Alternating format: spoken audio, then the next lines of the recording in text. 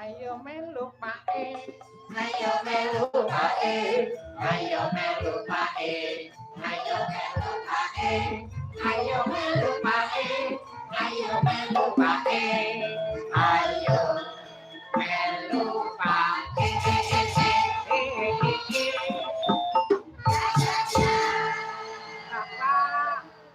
Bapak, apa?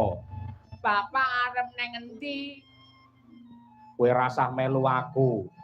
Bapak arep dolan.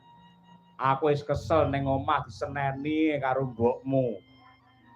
Arep dolan nang ndi? Cah cilik ra entuk melu. Lah arepe dolan nang ndi? Bapak tak golek hiburan ning guyangan.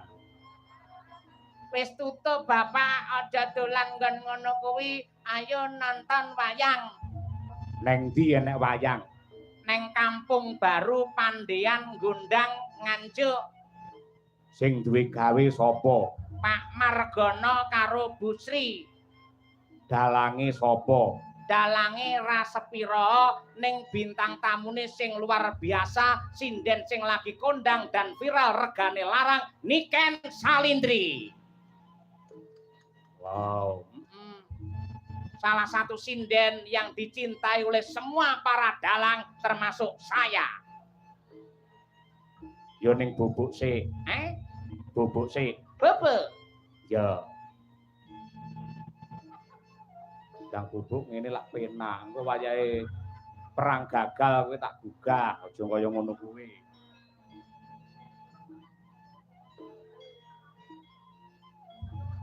Bapak, Bapak. Ngopo? Anuku diselamat li'e. Apa? Lato-latoku. Mula bubuk. Bubuk. Bubuk. Ya.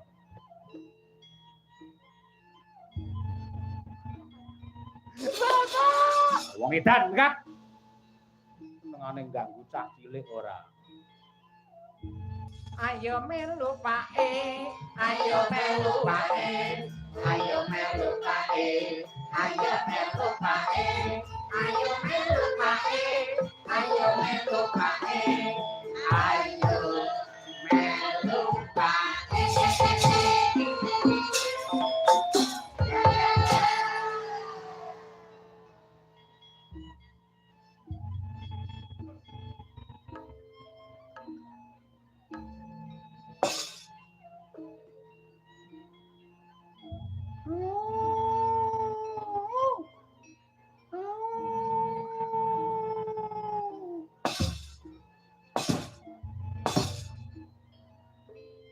Buyut iki.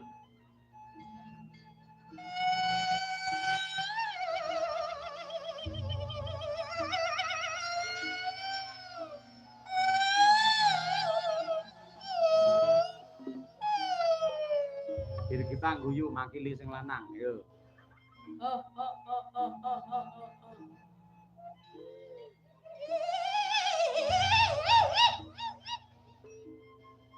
Jane guyu apa dihubungi orang-orang ora.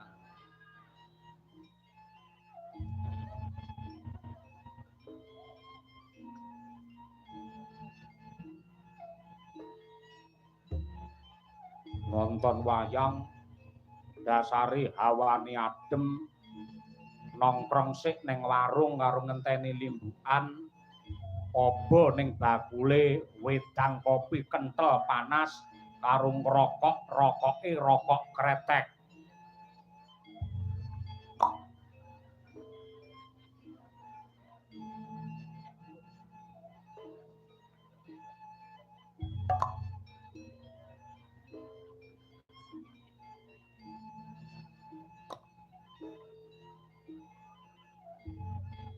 Yo mesti metu keluke lah slange sakmene gedine.